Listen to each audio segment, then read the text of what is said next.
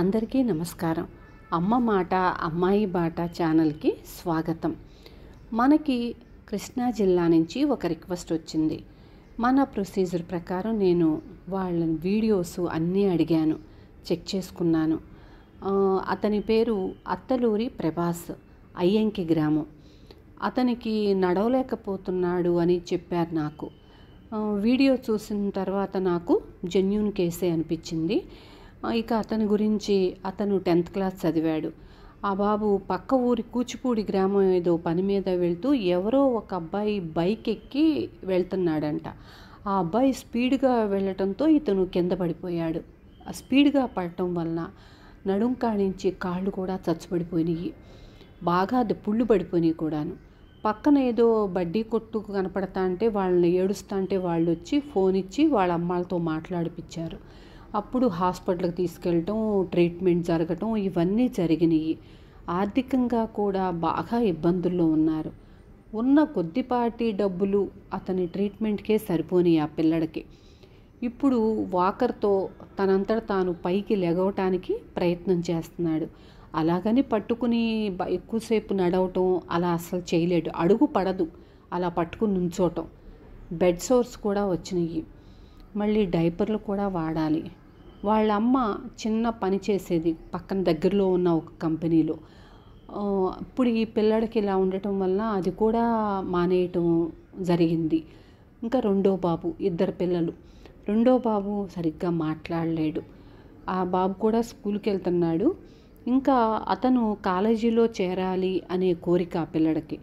అందుకు ట్రైసైకిల్ నేను పంపించి నిన్న ఇవ్వటం జరిగింది.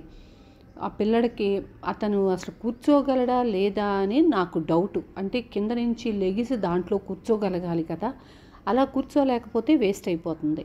అలా కూర్చోమంటే తను అలాగే ట్రై చేసి కూర్చున్నాడు. బాగుందని చాలా సంతోషపడ్డాడు. బయటికి కూడా వెళ్తానన్నాడు. గుడికెళ్ళి వస్తానమ్మా అన్నాడు. మన ఆలోచన, మన కోరిక తీరింది. ఒకరికి ఉపయోగపడటమే మన ఆలోచన. నేను ఇదంతా చేయటానికి ఎవరి దగ్గర నుంచి నేను ఒక్క పైసా కూడా డొనేషన్ తీసుకోలేదు, తీసుకోను కూడాను. ఆన్లైన్ శారీస్ బిజినెస్ ద్వారా వచ్చిన రూపాయితోనే, ప్రాఫిట్తోనే ఇలా చేస్తున్నాను. ఇక ముందు కూడా ఎక్కడ ఎవరికి ఇబ్బంది ఉంటే ఆ పక్కన మనం ఉంటాము. నా గ్రూప్లో ఉండే పిల్లలందరికీ దీంట్లో భాగం ఉంది. అంటే ఎవరి దగ్గర నేను డొనేషన్ తీసుకోలేదు. కానీ పిల్లలందరూ పెద్ద మనసు చేసుకొని బయటికి వెళ్ళి తీసుకోకుండా అమ్మ దగ్గరే తీసుకోవాలి, ఆంటీ దగ్గరే తీసుకోవాలి అనే ఉద్దేశంతో ఆర్డర్స్ మనకే ఇస్తున్నారు. వాళ్ళే కాకుండా వాళ్ళ ఫ్రెండ్స్ని పరిచయం చేస్తున్నారు, వాళ్ళ చుట్టాలను కూడా మనకి ఆర్డర్స్ ఇప్పిస్తున్నారు. ఇలా ఇంతమంది పిల్లలు నాకు తోడుగా ఉన్నారు. వాళ్ళందరూ కలిసి నా చేతిని పట్టుకొని నా చేతితో చేపిస్తున్నారు. అందుకు దీంట్లో ప్రతి ఒక్కళ్ళకి భాగం ఉంది. అంతేకాదు శ్రీను కూడా ఎంతో కష్టమైనా సరే, అంత దూరమైనా సరే వెళ్ళి ఇచ్చొస్తున్నాడు. అతనికి కూడా చాలా చాలా థ్యాంక్స్ చెప్తున్నాను. పిల్లలందరికీ నా కృతజ్ఞతలు.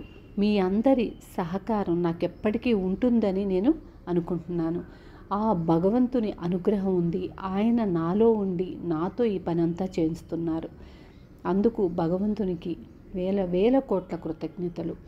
ఇక ముందు కూడా మనం ఎక్కడ ఇబ్బంది పడేవాళ్ళు ఉంటే వాళ్ళ పక్కన మనం ఉందాము. ఈ వీడియోని చివరి వరకు విని షేర్ చేయండి, లైక్ చేసి సపోర్ట్ చేయండి, స్టేటస్లో పెట్టండి. దానివలన మనం ఇంకొకళ్ళకి చేయందిచ్చే అవకాశం మనకి దొరుకుతుంది. ఉంటాను. Thank you.